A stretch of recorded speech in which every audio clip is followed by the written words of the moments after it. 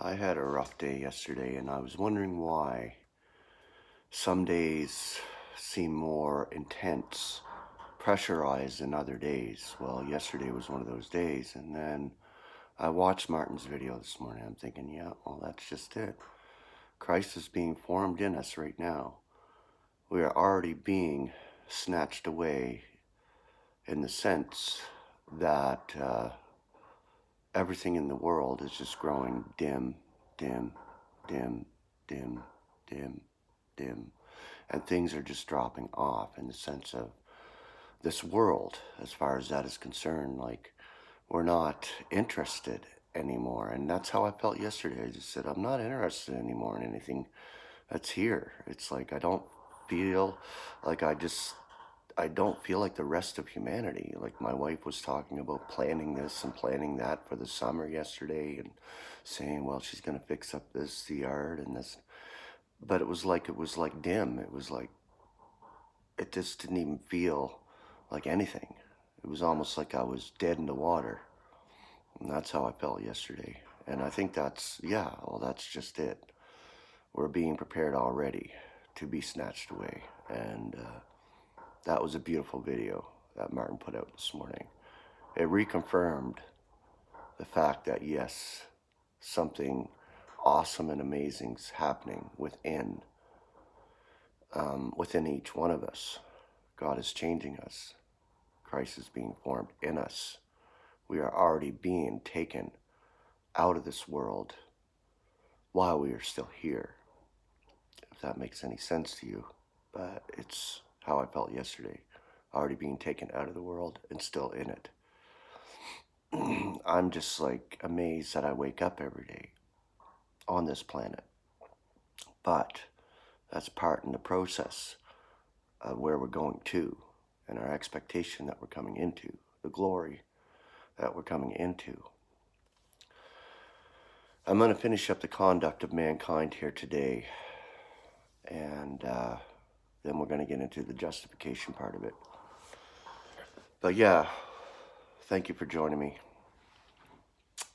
I may seem like I'm in a somber mood, but yeah, the heaviness and the pressure of this world is just too much some days, and yesterday was one of those days for sure.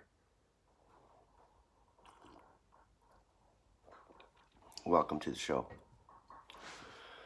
All right, the conduct of mankind. It would almost seem from the preceding argument that the advantages enjoyed by the Jews brought them no real benefit.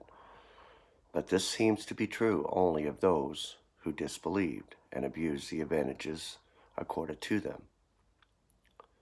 Those of faith among them received untold benefit, like their father Abraham.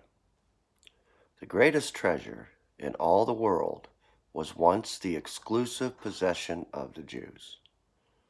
To them were confided the oracles of God. Today, we, who in that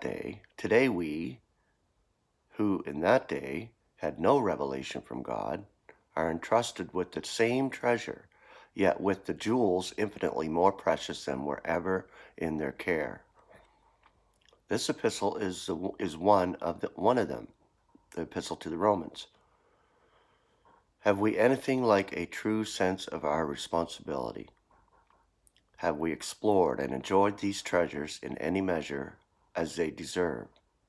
May God grant that the present attempt to open this treasure house is to all his saints, from the highest to the humblest, may lead to a greater appreciation of the infinite value of this sacred deposit.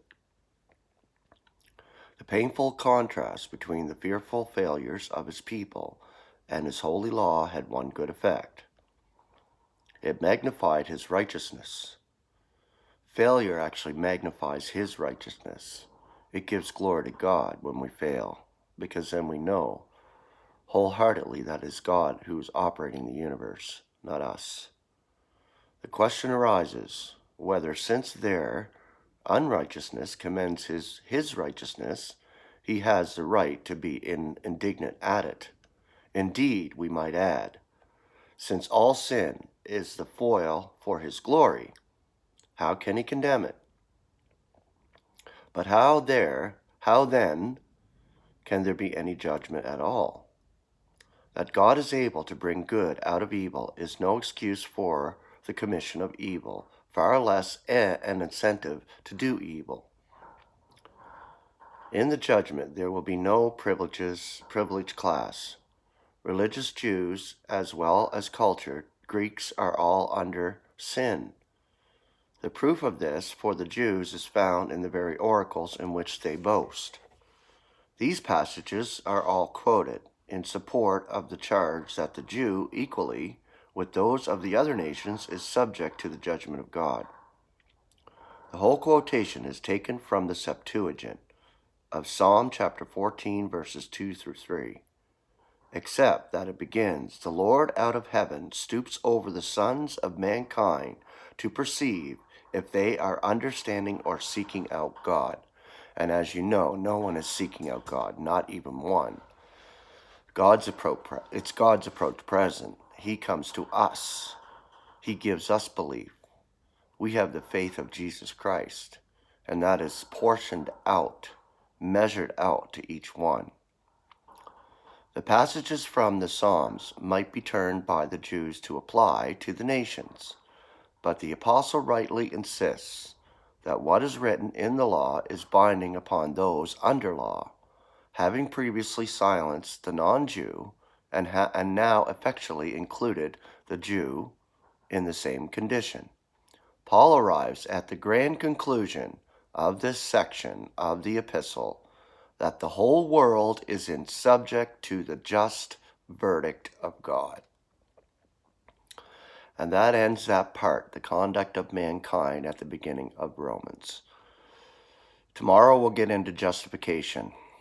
I'm still not feeling the greatest today, but that's fine.